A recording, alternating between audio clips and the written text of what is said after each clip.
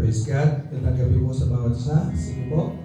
Ay magsilapit na sa lalapit kayo konti. Hindi mo tayo magkakagay. Yan. Maganda makita yung dikit-dikit. Ayaw mo ko pumikit. Hallelujah, hallelujah. Panginoon o Diyos, salamat po muli Panginoon sa gabi nito. Salamat po God sa panibagong Wednesday service na ito, Panginoon. Video service, Panginoon, sana, Lord, ay muli ay nakakasama-sama kami, Panginoon, at makakarinig muli kayo, Panginoon, ang iyong mga salita, ang iyong mga kabahayagan, buhat sa iyong mga pangyarihan salita, Panginoon o Diyos. Ama, sa oras pong ito, patuloy kami na malapit sa pangalan po ng Panginoon Jesus. Salamat po sa maghapon na pag-iingat mo sa amin, sa kalakasan, kalusugan, Panginoon, sa kaligtasan, Panginoon, ng aming buhay, Panginoon. Salamat po sa lahat ng ito, sa iyong kabutihan, Panginoon o Diyos. At patuloy, Lord, din kami lumalapit, nagpapakumbaba sa iyo, Panginoon, kung sa mga nakalipas na oras, Panginoon, ay nakitaan mo kami, Panginoon, ng kami mga pagkakamali, pagkakasala sa iyo, Panginoon o Diyos, sa isip, sa salita, sa gawa, Panginoon. Kami o Diyos ay humihingi ng tawad sa iyo, Panginoon. Inisip niyo po, Panginoon, ang aming mga buhay, ang aming mga puso, Panginoon. Panginoon, Lord, na bigyan mo kami ng isang pusong malinis, karapat-dapat sa iyong harapan. At Panginoon, Lord, na maging karapat-dapat kami, Panginoon, sa paglapit sa iyo, Diyos. Patuloy po, Diyos, na nagpapasalamat kami, Panginoon, sapagkat alam namin na kayo tapat, papatawad kung ito'y papahayag namin ang aming pagkakasala sa iyo, Panginoon. Kaya nga po, Lord, salamat, Lord, sapagkat handa ka magpatawad sa mga kasalanan. At ngayon din, Panginoon, ay inahangkin po namin, Panginoon, ang presensya sa lugar nito, Panginoon. Salamat sa banal na Espiritu mo. Alam namin na sa kalagitnaan namin, alam namin na siya magiging tagapagturo namin sa gabing ito, na siyang kikilos at gagawa, Panginoon, sa gabing ito, Panginoon. Ama, salamat po muli, Panginoon. Tunay nga po, Lord, sa pagpupuri pa lamang, Panginoon, ay maramdaman namin, maranasan na namin, Panginoon, at dakila ang kapangyarihan, ang inyong anointing, Panginoon, sa bawat isa sa amin, Panginoon, Lord. Ama, salamat po muli. Purihin ka, Panginoon, dalilahin ka, ang lahat ng karangalan sa iyo lamang, Panginoon, sa pangalan ng aming tagapagligtas na si Jesus. Amen, amen. Praise God.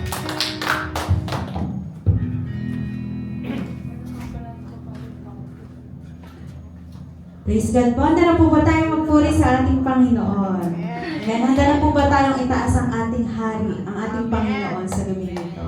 Sige po, tayo po ay umawit, magpuri at sumamba sa ating dakilang Diyos. Hallelujah.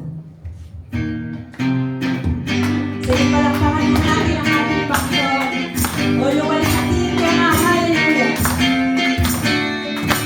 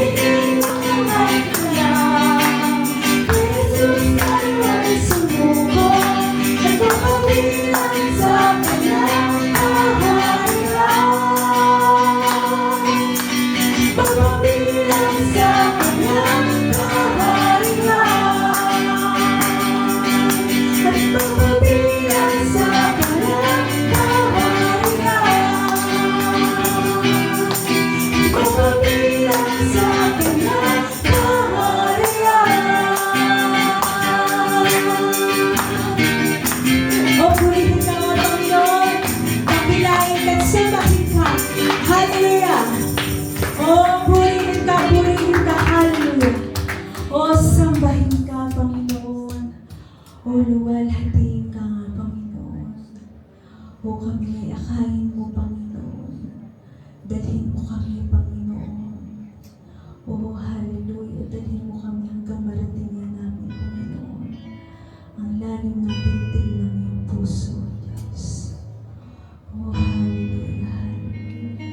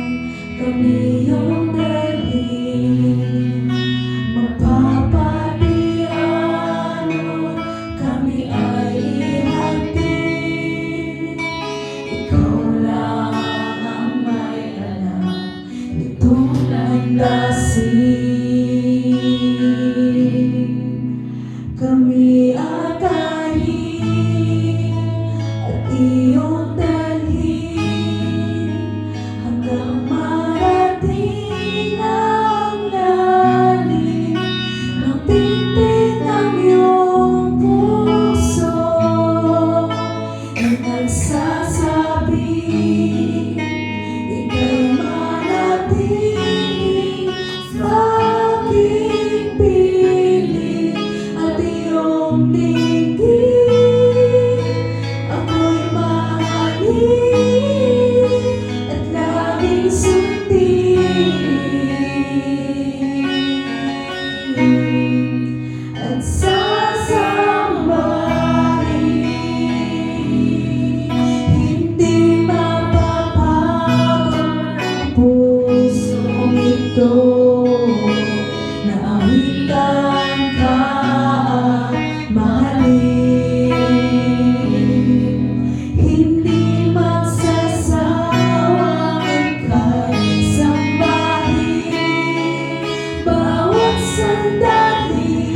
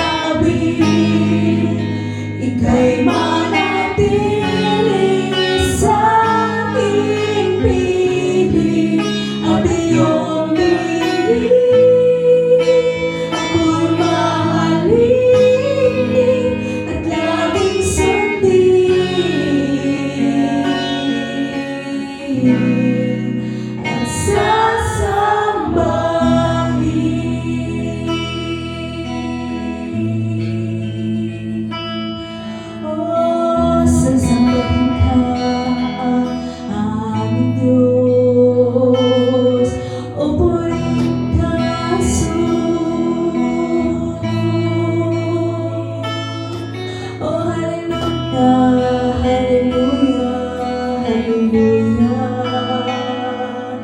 Oh, dakilain ka, purihin ka, itaas ang ngalan mo, Jesus. O purihin ka, sambahin ka, aming Ama.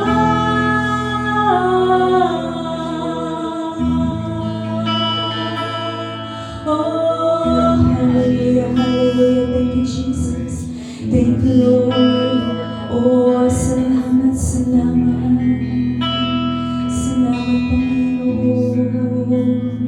Oh, salamat, O Diyos. Salamat sa banal mong Espiritu, Panginoon, na nasa aming kalagitnaan, Panginoon. Salamat, Panginoon, sa presensya mo.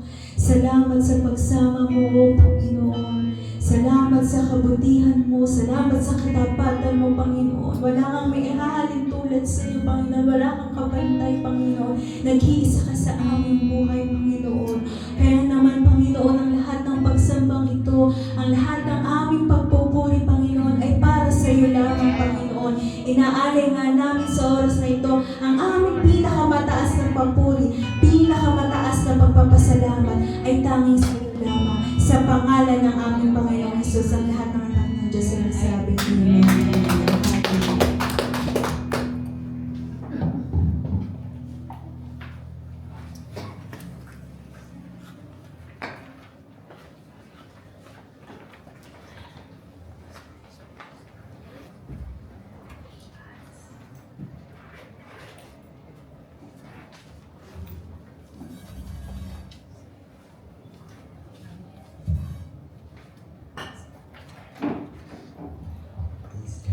Magandang gabi po. Bago po tayo magsimula, mag-pray po muna ulit tayo sa dala. Hallelujah, Lord, aming masalangit, aming dakilang Diyos, salamat po sa gabi nito, sa pagkakataon muling ibinigay niyo po sa amin upang purihin ka, sambahin ka, Panginoon, at pag-aaral na inyong mga salita, alamin ang inyong mga kalooban namin, Diyos.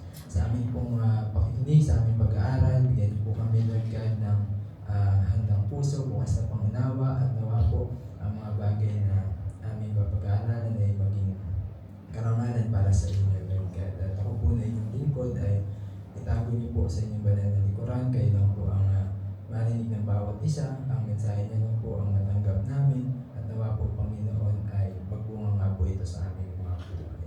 Maraming salamat po, Diyos, sa gawain po ito, at pinagkakatiwala po namin ang katagumpayan nito mula umpisa hanggang sa matapos. Sa inyo po ang pagpuri pagsamba sa pangalan po ng aming Panginoong Hesus. Amen. Nung nakaraang overnight prayer meeting po, nagturo si Pastor Al na related pa rin dun sa team natin na relationship goal. Pagkatapos po nun, may mga nag-takeaways, may mga nagdagdag doon sa discussion, tapos may tinanong si Pastor po noon. Ang tanong niya po ay kung paano tayo dapat makitungo, kung paano natin pakikisamahan yung mga toxic na tao. How to deal with toxic people. At ito naman po ay naging topic din ni Sister Tessa Mangga naman noong nakaraang linggo. Dealing with difficult people naman yung title niya. At gusto ko po sanang explore pa natin yung sagot, kaya yan din po yung magiging topic natin ngayon. How to deal with toxic people. Una po muna, basahin natin yung Ephesians chapter 4 verse 3. Ang sabi po diyan, sikapin ninyong mapanatili ang pagkakaisang mula sa Espiritu sa pamamagitan ng kapayapaang nagbubuklod sa inyo. So dito po makikita natin na yung pagkakaisa o yung relationship ng mga magkakapatid sa loob po ng iglesia ay iniingatan. Dahil ang sabi po, sikapin ninyong mapanatili. Yun po yung sabi. Ibig sabihin, pinagsisikapan, ina-effortan, at hindi pinababayaan lang. Ang problema nga po ay paano kung yung mga kasama natin o kung may mga kapatid tayo mismo na mahirap kasama. Anong gagawin natin o paano natin ma-maintain na payapa pa rin o maayos pa rin ang lahat? Ano ba yung toxic? Kapag sinabi po natin toxic, ang literal na ibig sabihin po nito ay parang nakakalason, nakakasira, o nakakasama sa katawan ng tao kapag tinake natin. kapag nakapasok sa ating katawan. Sa pamamagitan naman yan ng hangin, o nainom natin, o nakain natin. Ganyan po yung literal na toxic na bagay. Para siyang, o lason siya talaga. Yung toxic na tao naman po, ito naman yung nakapagdudulot sa atin ng negatibo sa isip natin o sa damdamin ng kapwa niya. Directly man or indirectly. Kapag directly o direkta, ito yung may sinasabi siya sa'yo mismo, o may ginagawa na pwedeng ikina-open mo. Kapag indirectly naman, wala siyang ginagawa sa'yo. Wala siyang sinasabing anything na tungkol sa'yo. Pero yung actions and words na nakikita at naririnig mo sa kanya, hindi man directly para sa'yo, ay nakaka-open pa din. O nagiging dahilan pa rin para mag-isip ng hindi maganda ang isang tao. O minsan nga po ay nakakasakit pa. At dito po sa mundo, totoo po na may mga ganitong klase ng tao. Minsan sa labas ng church, minsan meron din sa loob. Sa madaling salita, kahit saan ay pwede pong meron tayong ma-encounter na ganitong mga tao. Huwag natin i-expect na dahil nandito tayo sa loob ng church, perfecto yung mga makakasama natin dito na hindi na sila pwedeng makasakit o hindi na sila pwedeng masaktan. Meron po tayong ma-encounter na ganyan kahit saan. Sa church, sa trabaho, sa eskwela, kahit sa loob ng bahay po natin kung minsan. At dahil hindi natin sila o hindi natin maiiwasan yung gano'n, ano po, dapat maging handa po tayo o alam natin kung paano natin sila pakikisamahan. May mga bagay po na dapat natin tandaan sa pakikitungo natin sa kanila. Number 1, unang bagay na dapat natin tandaan, hindi sila kalaban. Hindi sila ang kalaban, hindi sila kaaway. Once na ituring po natin silang kaaway o kalaban, doon din po magsisimula na maging mali yung pakikitungo natin sa kanila. Hindi natin sila mapapakisamahan ng maayos o tama dahil kaaway yung tingin natin sa kanila.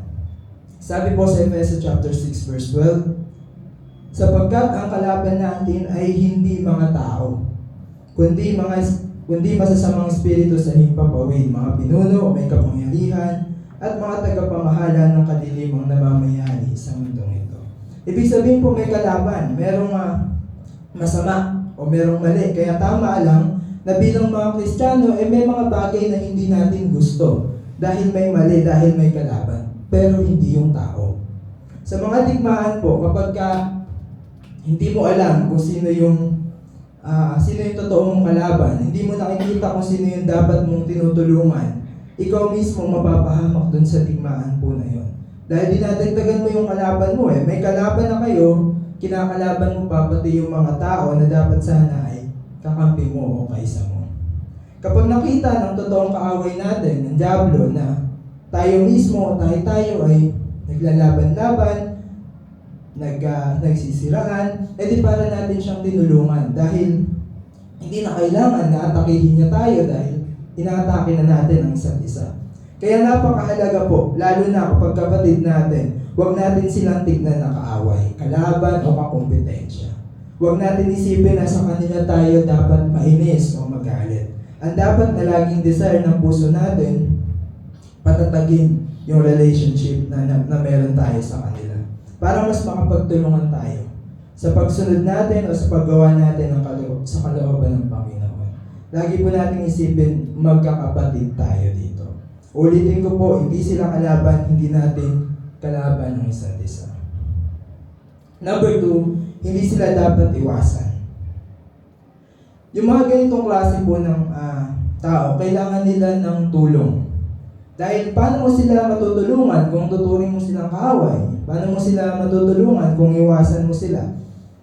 Si Jesus po, sa Marcos chapter 2, verse 15 to 17, diba? Sabi ng mga tao sa kanya, bakit sumasama siya sa mga ganyang klase ng tao gumagawa ng kasalanan? Siguro ina-expect nila na, di ba dapat ayaw niya sa kanila? O siguro ina-expect nila na iiwasan niya yung mga ganong klase ng tao. Pero sabi po ng Panginoon sa verse 17, narinig yun ni Jesus Kaya sinagot niya ang mga tao, ang mga taong walang sakit ay hindi nangangailangan ng doktor, kundi ang mga may sakit.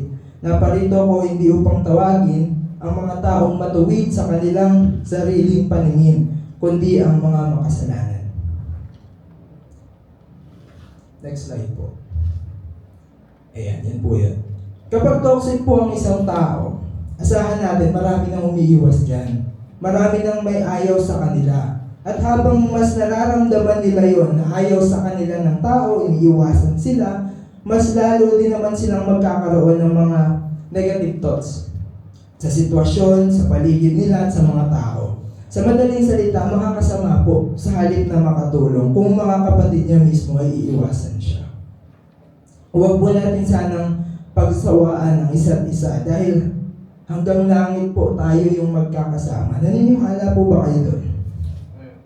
Amen. Thank you, Lord. Nilalayuan na sila ng marami. Tapos lalayo din tayo sa kanila. Tayo na dapat sana ay umuunawa o nagpapaalala sa kanila. Ano po? Kapag mag-isa po yan, yung isang taong toxic, kapag lagi siyang mag-isa, dahil layo tayo ng layo sa kanya, lalo po yan makapag-isip ng hindi maganda. Lalo yan makakagawa ng mga bagay na hindi maganda. Dahil wala siyang kasama. Dahil mag-isa siya. Ano po? Mas lalo din naman sila nagkakaroon ng mga bagay na naiisip na hindi tama dahil sa paglayo natin. So dapat po sikapin natin na lumapit sa kanila. Sikapin na abutin natin sila. Ano po? Baka po kasi kapag lagi silang mag-isa, baka lumala yung pagiging toxic na sinasabi natin.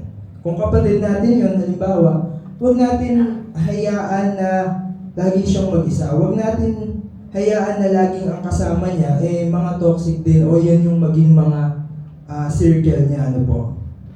Dahil kung lagi tayong wala para sa kanila, doon tuloy sila lumalapit. So tayo na lang, sikapin po nating abutin sila kasi tayo, maaari tayong makatulong. Kilala natin si Lord Pwede natin silang paalalahanan. Pwede natin silang palakasin sa pamamagitan ng mga salita po ng Panginoon. So tinuturuan po tayo dito ni Lord na abutin sila at hindi layuan. Number 3, hindi sila dapat ginagawang topic ng usapan. Yung mga kamalian nila, yung flaws nila, o yung mga kapintasan nila, hindi po yun dapat pinag-uusapan pa. Lalo na kung ang nag-uusap ay parehong Kristiyano naman. Matatawag lang pong mabuti na pag-usapan sila kung ang layunin ng nag-uusap ay para makatulong. Kung ang layunin ng nag-uusap ay para unawain sila. Pero kung para lang magbigay ng opinion, kung para lang mag-rant o magreklamo, kung para lang may mag-validate ng inis na nararamdaman nila, huwag na lang pong pag-usapan.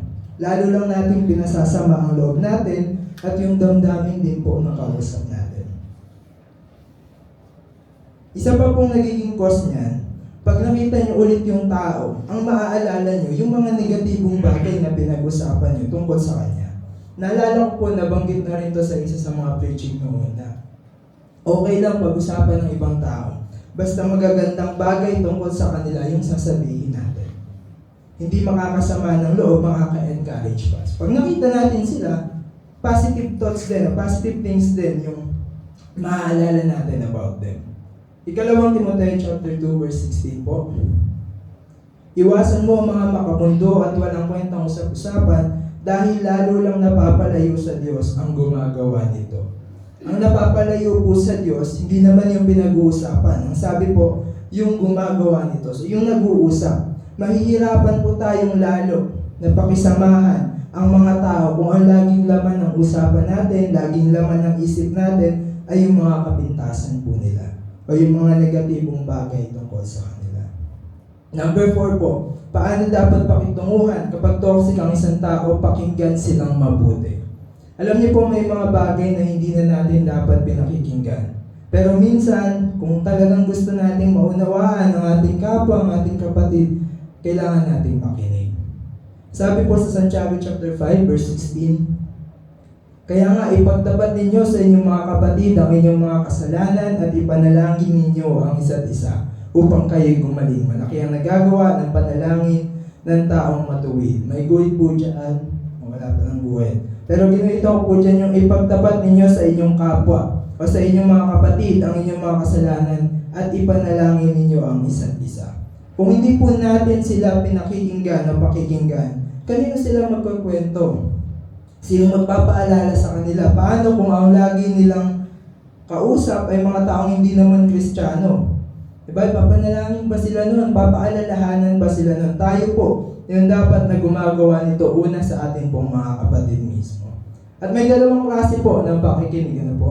May nakikinig para umunawa, meron ding nakikinig para nang hanapin ang mali ng kanyang kapwa. So siguraduhin din po natin na tama yung intensyon o motibo natin sa ating pong pakikinig.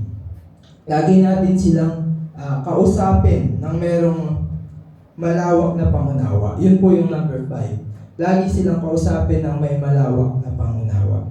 Santiago chapter 1 verse 19, mga kapatid kong minamahal, unawain ninyo ito, maging alisto kayo sa pakikinig, maingat sa pagsasalita, at hindi agad nagagalit. Isa sa mga madalas na nagiging pagkakamali po natin. Kapag ayaw natin doon sa taong kausap natin, laging nauuna yung judgment. Hindi maiwasan po yun. May paghusga agad sa isip ng tao. May negative na komento tayo agad tungkol sa sinasabi po nila. Ingatan po natin yun. Lalo na kung alam natin, alam mo na inis ka sa isang tao. Huwag po natin agad lalagyan ng kahulugan o conclusion yung sinasabi niya o ginagawa niya. Dahil baka ang mangyari, sariling interpretation mo lang pala yun. Yun na agad yung pinaniniwalaan mo. Yun na agad yung final para sa iyo. Magkakamali po tayo kapag ang pag-iisip natin ay nakabase sa nararamdaman po ng puso natin. At sa nararamdaman lang natin. Naiinis ka kasi hindi mo siya gusto, kaya kahit anong gawin niya o sabihin niya, lagi kang may makikita mali. Sabi nga po, di ba, sa Jeremiah chapter 17 verse 9 na madaya daw po ang puso ng tao. Kasi udyokan ganyan na mag-isip base sa nararamdaman mo na hindi mo na i-consider yung truth o kung ano talaga yung totoo. Ang pagkakaroon po ng malawak na pangunawa para unawain yung mga taong mahirap pakisamahan, magagawa lang po natin yan kung pipiliin natin laging manaig yung love o yung pagmamahal po natin sa kanila. Number 6, kaibiganin sila. Mahirap po yun. Lahat naman po yan. From number 1 to number 6, mahirap po talagang gawin. Pero bakit kailangan natin ilapit pa yung sarili natin sa kanila? Sabi natin kanina, huwag silang iwasan. Hindi lang pala huwag iwasan. Sikapin pa natin mapalapit doon sa tao. Kailangan po natin gawin yun dahil mahirap silang paalalahanan. Totoo po yun. Ang isang taong toxic, mahirap sabihan yan, mahirap i-correct yan. Mahirap silang paalalahanan. I-expect na po natin yon. Kaya kung ang goal natin ay tulungan o abutin sila, kailangan mo silang maging kaibigan para makinig sila sa iyo.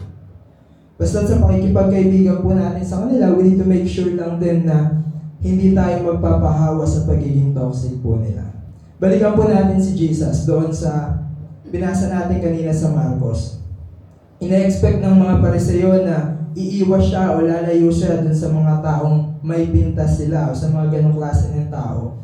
Hindi na nga siya umiwas, di po ba? Sinamahan niya pa yung mga iyon. Bakit yung ginawa ng Panginoon? Para makapag-ministry din siya sa kanila. Hindi niya kung hindi niya sila lalapitan, hindi niya rin sila matuturuan. Hindi sila makakarinig ng word, hindi rin sila sasampalataya. Sa Romans chapter 10 verse 17 po sabi, faith comes from hearing and hearing through the words of Christ.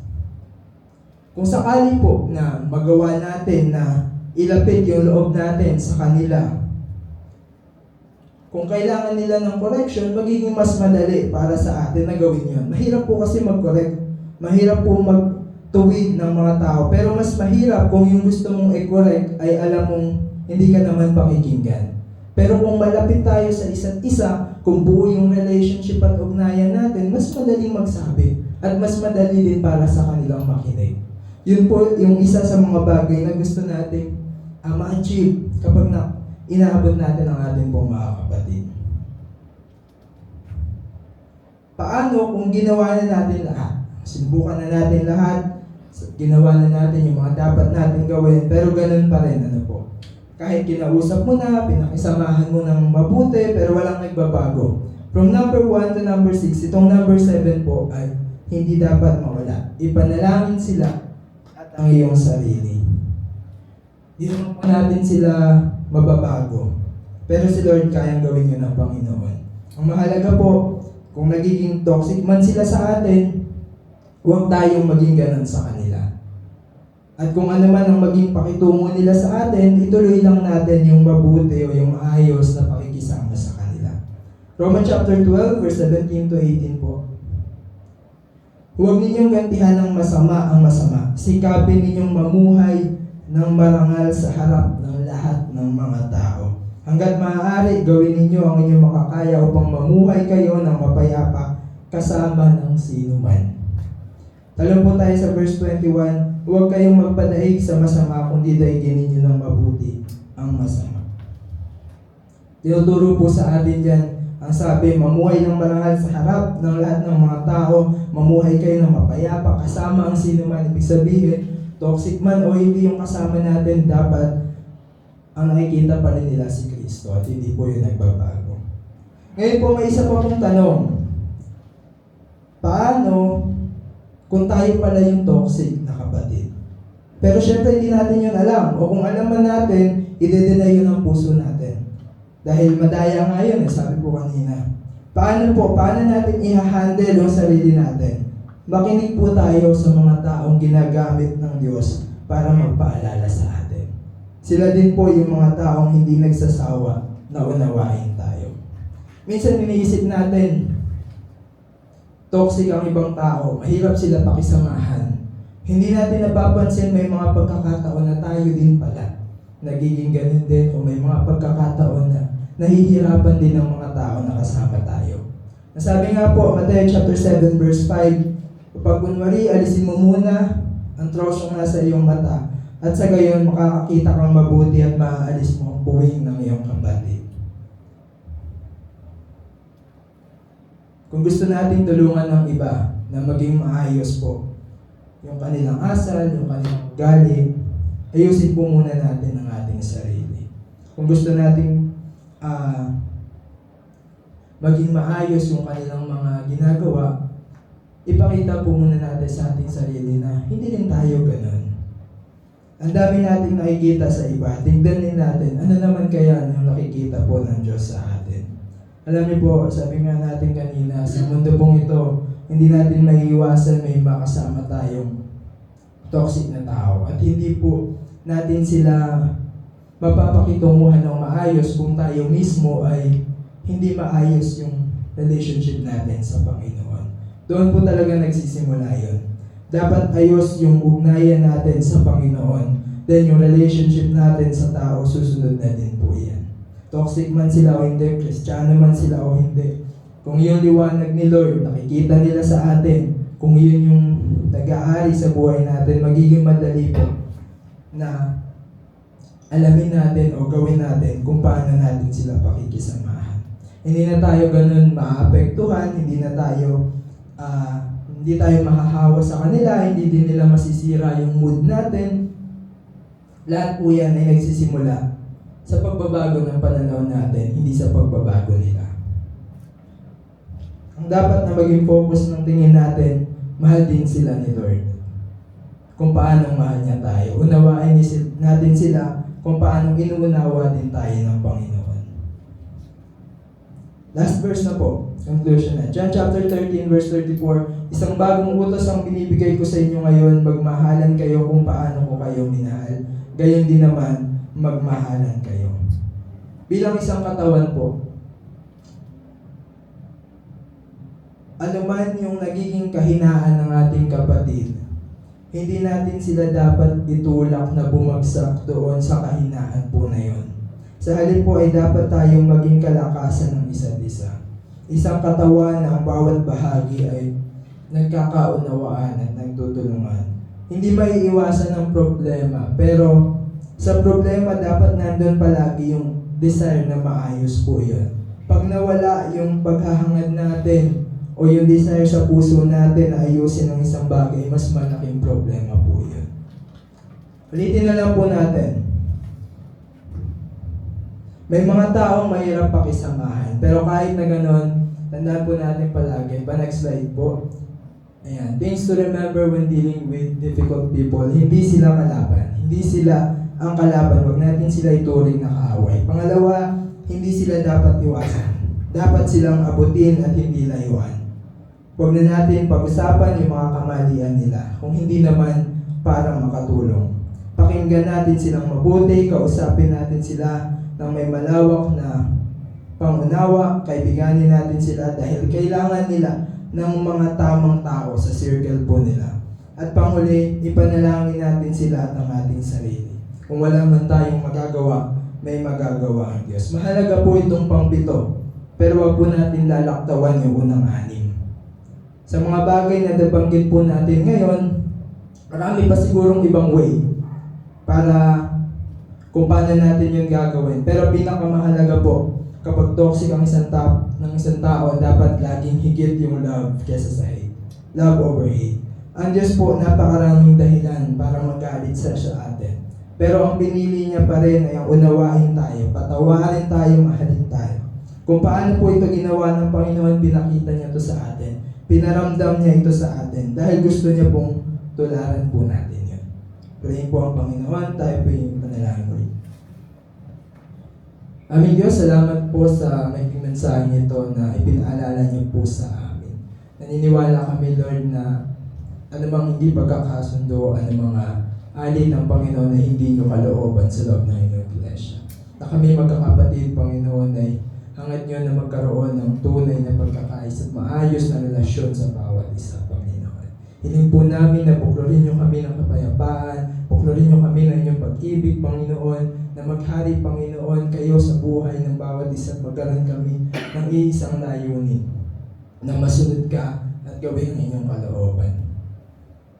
Maraming salamat po, Panginoon, at pinagkakatiwala ko po sa inyo, Lord God, ang mga salitang ito na natanim sa aming puso ay palaguin at pagbungahin niyo po sa aming buhay. Sa inyo po ang papuri, ang pagsamba, sa inyo po ang luwalhati pagdakila sa pangalan po ng aming Panginoong Jesus. Amen.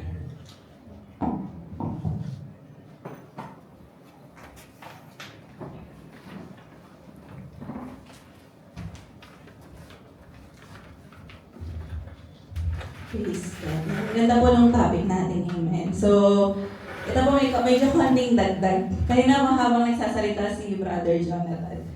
Sabi niya, toxic people.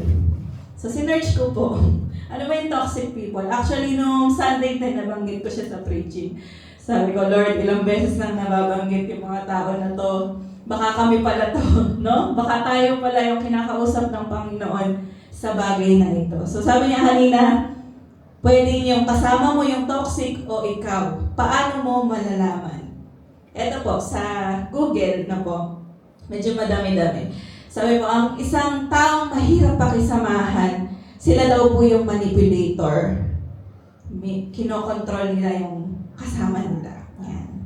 Judgmental. Sila po yung mga taong madumi mag-isip sa kapwa. No? Sila daw po yung controlling. Negative. Yung lahat na lang negative, no? Lahat na lang naiisip niya. So tama si Brother Jonathan. Iiwasan mo talaga yung tao na to, syempre. Di ba? Gusto mo ng masayang buhay. Tapos ikaw bigla kang may influence ng mga kasama mo na to. Pero sabi niya kanina, huwag namang iwasan. Overthinker, no? To the point na nahahawa mo na yung kasama mo na siya puno-puno ng faith. Tapos nahahatak mo na siya pababa. No? Self-centered.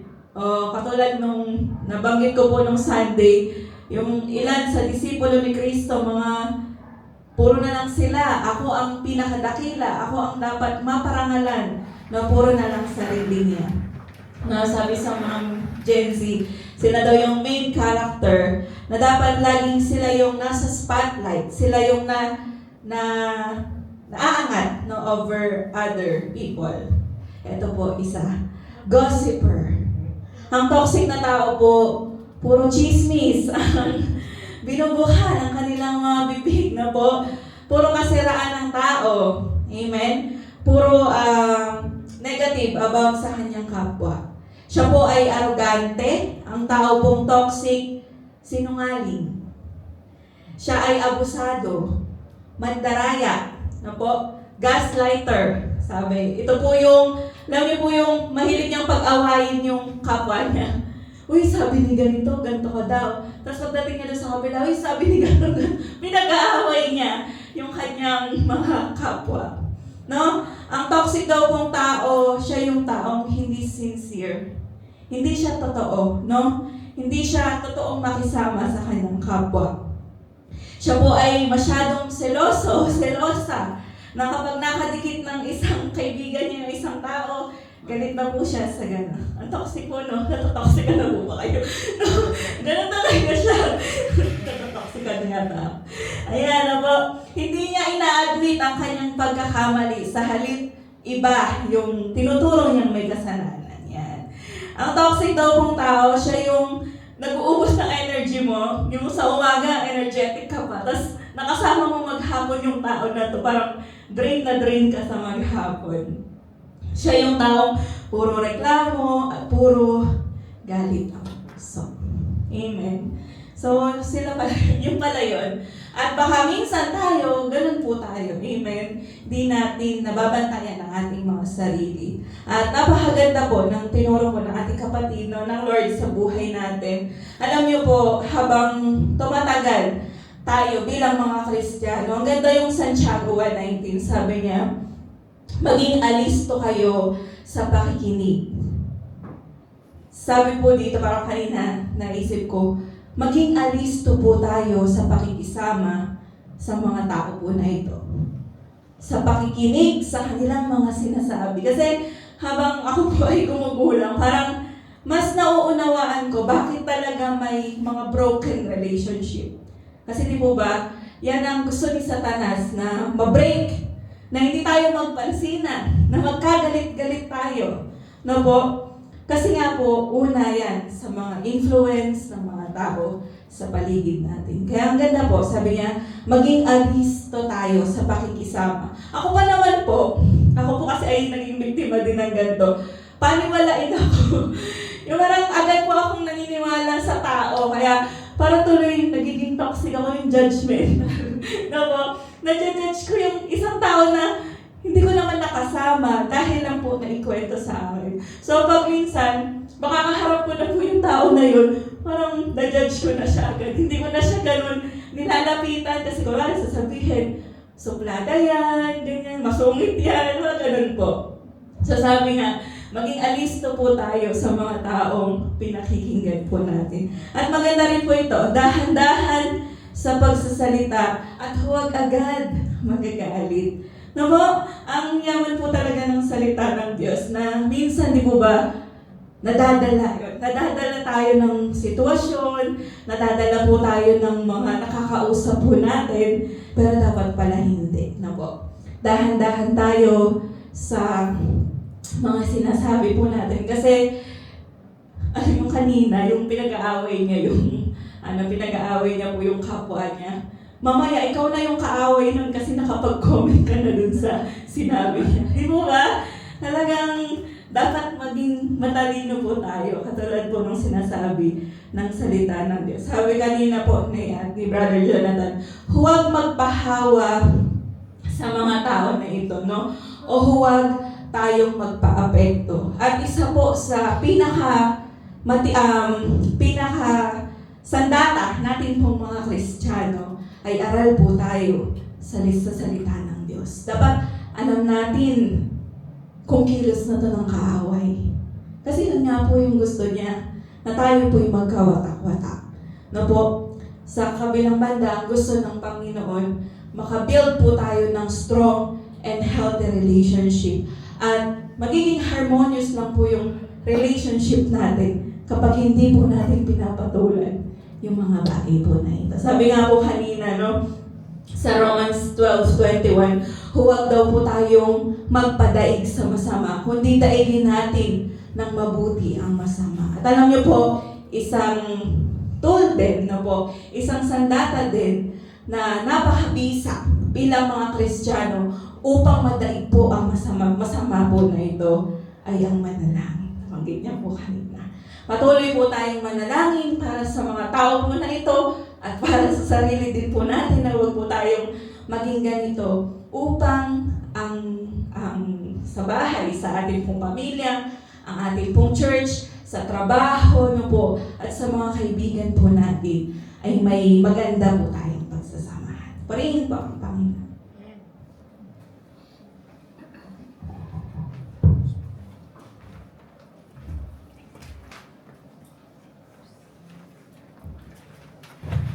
Sige po, tayo po ay lumako na sa pangunas na panalangin.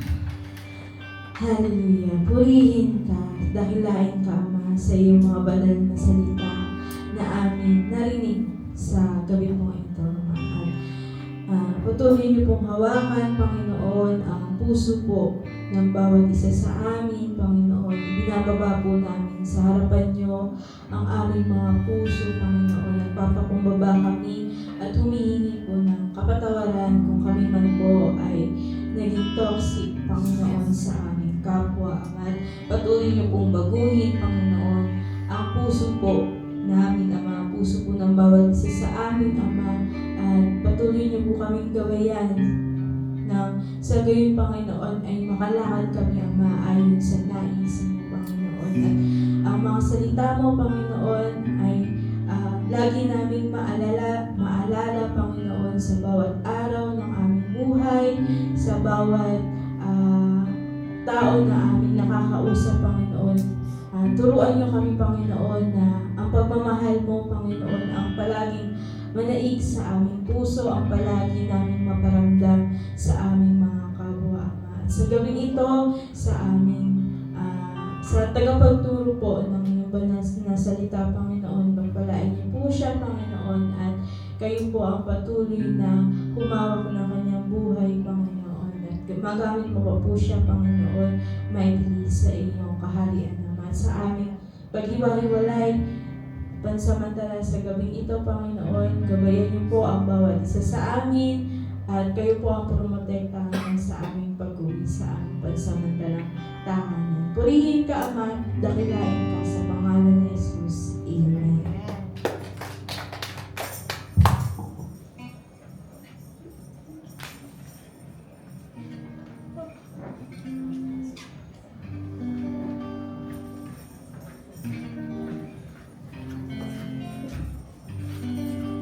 Praise God po. Muli po tayong magpuri sa ating Diyos. Halina nga at magpuri sa ating